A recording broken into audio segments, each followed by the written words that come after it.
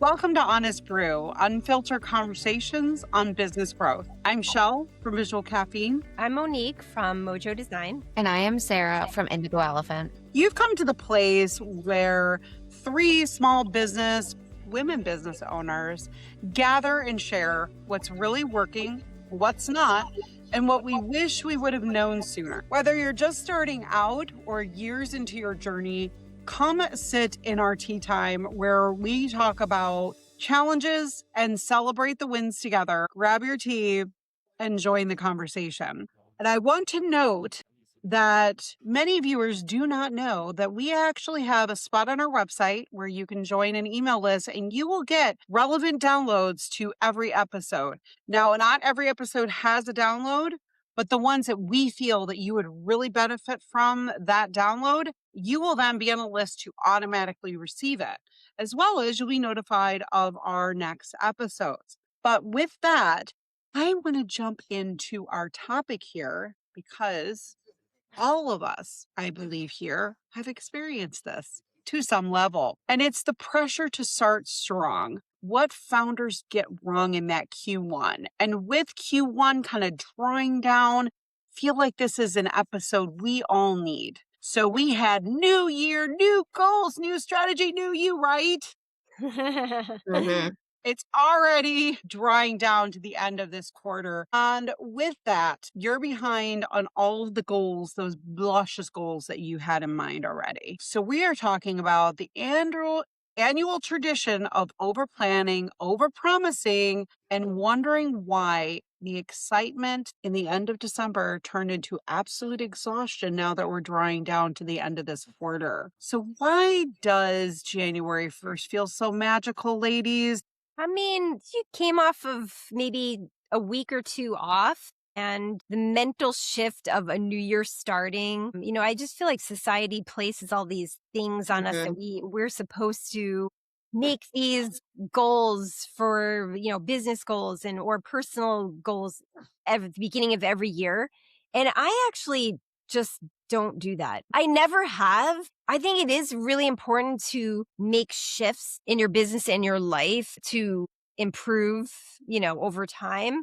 But it doesn't have to be tied to like the beginning of the year. So that alone, I feel like alleviates like some of the pressure. But I also think that as business owners, we assume every year is going to be the same, and it's not. For me, and I've observed this since COVID, my normal ebbs and flows of work were totally out of whack. Like it used to be like, January was like super busy. And then going into the summer would slowly fade out. And then it would kick back in the fall. And since COVID, things have just shifted. It's not like that. And so I think as business owners, we get that in our mind, like every year is going to be the same.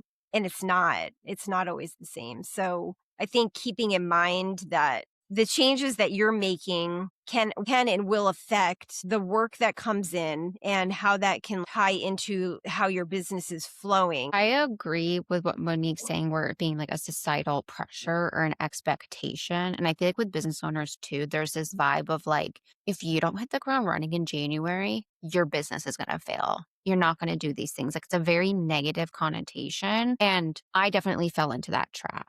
100%. I'm like, oh shit, I don't want to be that person. However, going into this year, January did not go how I wanted at all, y'all. Like it was like I believe we're going to do a quarterly review at some point, which I can dive deeper into like what I experienced. And for me, I've come to realize like January is the month for me to get reintegrated into my business, to understand what foundation do I want to have for the rest of the year has given me a lot of grace, and it takes the pressure off of me. Like when I get back into office, like on January 5th, that I don't need to be balls to the wall crazy in my business. Something else that helped me too is instead of doing goals, setting intentions. Like what would go cool to do this year? How do I want to feel this year? For me, it takes the pressure off of I have to achieve all these things by the end of the year. Otherwise, you failed. And it's like, there's no such thing as failure in business. You just live or you learn. That's how I see it. So I feel like wrapping this back to like why we feel so much pressure is we make that pressure ourselves, which means we then can relieve it by shifting how we view our goals, how we set up our week, how we even just view the whole year. Because what's cool about what we do is, yes, we can make nothing one month, but then we can make triple what we made in the following months. Like things Totally. can be really fluid and unexpected in the most coolest ways. I love what you just said there. Then that is so true because that is unlike people who work for somebody, we really have the power to increase or decrease our income. And when you work for somebody, it's like it's a consistent, it doesn't matter how much you work or how much you don't work, you're still getting that same amount. And people do get a security around that, but I think that sometimes it's a false security, and that's a lot of times reasons why people don't go into business for themselves. With that said, I do think that there is this pressure with January to kind of start strong. You know, it's just like the same people get that way about losing weight or getting in Mhm. shape or whatever. And one thing that my brain did differently this year was I kept reminding myself that these goals were about an entire year, not just a month. Hmm. And that really made a difference to me because I started just planting seeds of the things that I want to accomplish. And I think it's kind of pointing to what you were saying, Sarah, about using January as kind of a way to integrate the month. Now, I will say January tends to be crazy. Monique, I think you can speak to this too.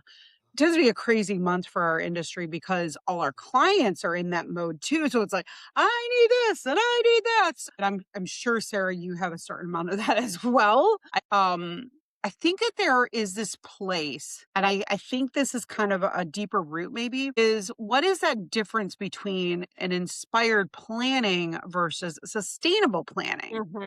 Because I Mhm. think that's where we're talking about that we went to being a more sustainable planning, whereas an inspired planning can actually be a way to hedge you towards burnout really fast. Mhm. Yeah, I think when you are inspired by, if you do set inspiration goals or intentions, that's your sort of guiding light. And you will, I can speak for myself. When I am really excited about something, I can't wait to work on it. So you just sort of naturally find the time to do it or schedule it into your calendar because you're excited about it, as opposed to being like, oh my God, I have to do this XYZ and da, da, da, da.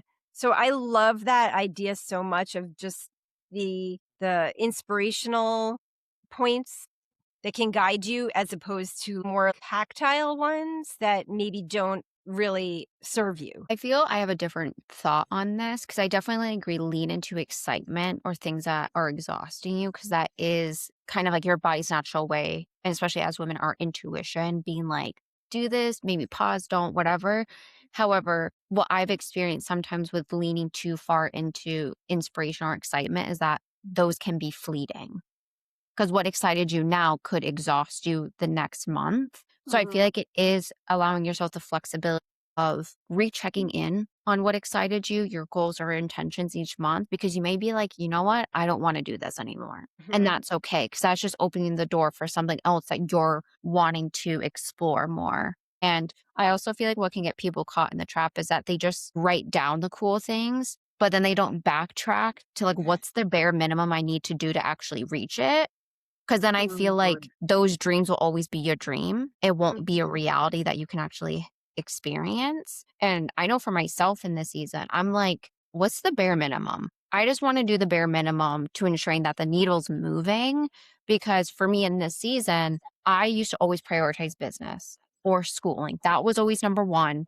I was always last on the list. Going into 2026, I'm like, I want to be the priority. I want my relationship with my fiance and my friends to be my priority and then my business. So I'm like, how do I get all of those things to flow together? And then when I become a mom one day, that's also going to change the dynamic as well. So I always kind of like having a loose plan that you can follow and always knowing I'm the one who can change the plan. I want to go off of that loose plan. Hmm. The reason I want to go off of that is because I think that there is some bumps in the road that happen when we're Hmm. all about these goals that we have. Either we're all about this Hmm. dream or this vision we have. The bumps in the road that we hit are the things that are broken that need to be fixed before we even get to that point. And I think it's really important to recognize that you can be inspired and you can have this grand plan of how that's going to happen. And I totally agree with you, Sarah, when I coach people and they have like a goal they want to reach, that back, like, Mhm. going backwards from that goal of like, okay, I want it to be this date and kind of going backwards and planning from there, I think is a really sustainable way of doing that. Mhm. And it's a way to get your brain into that like long-term mode. But this piece of these things that, yeah, that's a great goal and that sounds awesome, but it's not going to execute well if you don't have some things fixed and filled in.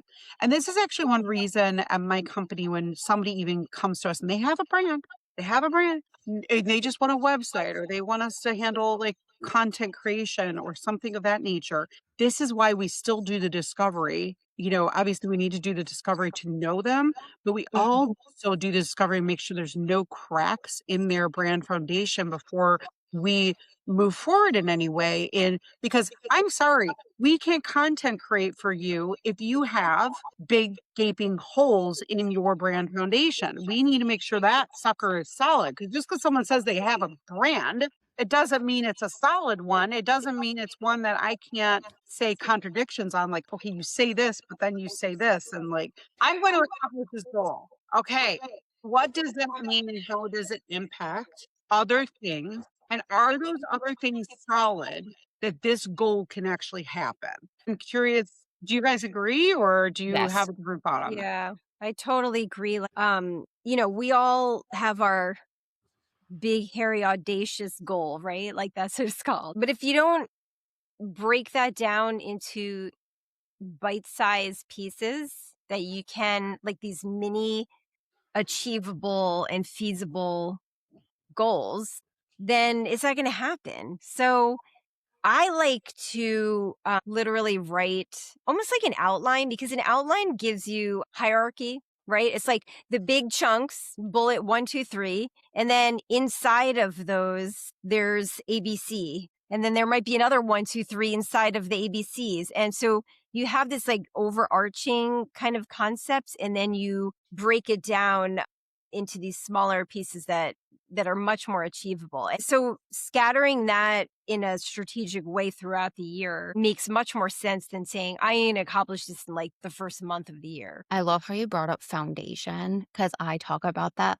all the time as an operations person. Like, you really need a solid foundation that you can maintain or scale from because that's where sustainability will come in. And I know we've been talking about a lot about goals and business and stuff. We also have to think about taking care of ourselves too. We are a part of that foundation. And if we have health things going on or a family member who's sick, you're pregnant, you're going to get married or divorced, those will all influence how you then show up in business. So that would mean an unsteady foundation. And that's not a bad thing. That's just, I'm having this season. This is what I need to do to make it through the season. Once it's over, I will be on a new one. So it is, I also think, beneficial to kind of think of stuff as seasons. January did not go my way at all because I had other things that influenced how I was showing up in business, which means I couldn't achieve what I wanted to do. Does that mean 2026 is shot for me? No. It just means I had to take care of myself to where I am now, where I'm like, I'm excited to hit the ground running. I see my goal so clearly now. I know what I need to do. And I wouldn't have got there if I didn't take care of myself first. So, and especially if you're struggling to make goals or see those things, tap back into you. What could be blocking you, bottlenecking you, making things cloudy? And then once you're able to navigate through that, you'll be like, oh, I have it. I have the master plan. I'm ready. I'm hearing in both of yours permission. Yes. Permission. So I have a few permission tips for everybody. It's okay to start slower than everyone on Instagram appears to be starting. Mm-hmm. Spend Q1 fixing instead of launching. Choose one focus. Are you sweating over there? Yeah, like I'm like, punch me in the face with that one. Tough Choose one love. focus instead of three. Rest in January if December destroyed you. which is one that I need to listen to this year because I was so burnt out going into December vacation. Not have a word of the year or a vision. I feel like that could be a whole other episode. It's okay. It's okay. And we're not saying that this is a must, but it's okay. And it's not okay to ignore Q4 lessons and repeat the same mistakes. Commit to the things your operations can't support. Ooh. Burnt out chasing someone else's timeline Mm-hmm. and beating yourself up for being human with human capacity. And I think that that is a really beautiful one because I think we've talked about this in other episodes where we have the presence of AI and the presence of, and just our culture in the United States in general, there is this pressure for us to have a higher capacity, keep going.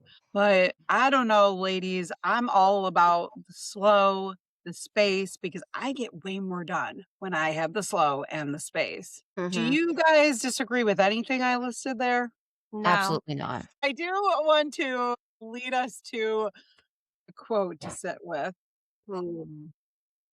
Your competitors on Instagram highlights aren't a realistic timeline for your behind the scenes reality. Thoughts? Too many. Too many. I'm like, guys, we made this podcast honestly for ourselves. Every time we do an episode, I'm like, I need to walk this off. And it's just such a good reminder because I do feel, in my opinion, Q1 is a lot of times a lot of behind the scenes work, getting things ready to then launch in the spring. Because I know for me, I am chomping at the bit for spring, for the clocks to change. That's when I'm like, go getter, ready to do things. And I felt like that was wrong because I wasn't hitting the ground running in January like everyone else. However, I don't want to live like anyone else.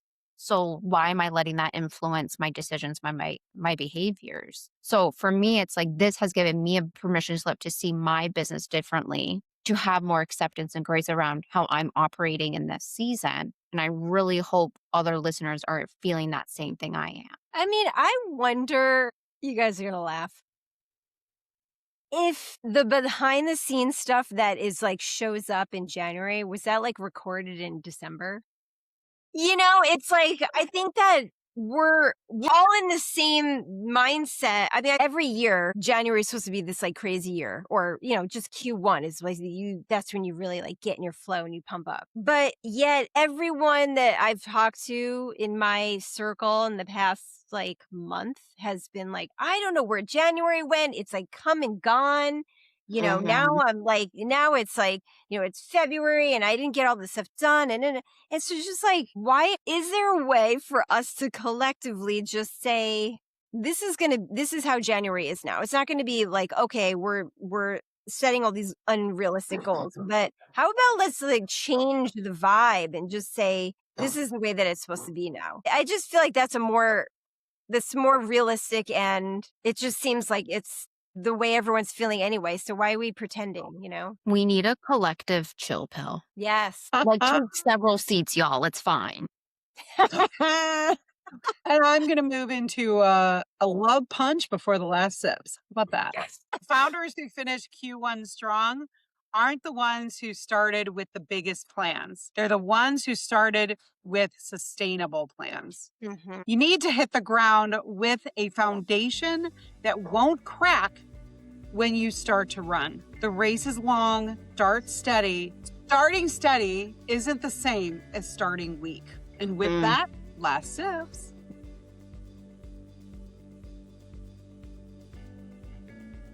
Well, if you're watching this on YouTube, you've known I've gotten punched in the face this whole entire episode. So you might be feeling the same way, in which to me, getting punched in the face is I can just lean into this. I'm not doing anything wrong. I don't need to fix anything. It gives me a deeper understanding of I am becoming more embodied in my work. I am being more authentic by listening to what I need in this season and having that trust that this is going to be the best year yet. Even though I didn't hit the ground running in January, even though I didn't hit 6 figures within 32 seconds, like everyone on Instagram says you can do, allow yourself the permission slip to see Q1 as your way of setting a solid foundation, not only for this year, but for many years to come. That brilliant words of wisdom said. Have a great day. Thank you for being here. And remember, sign up for that list because this episode will have action steps towards not only building a real Q1 plan, but one that you can use for every quarter. Thank you so much.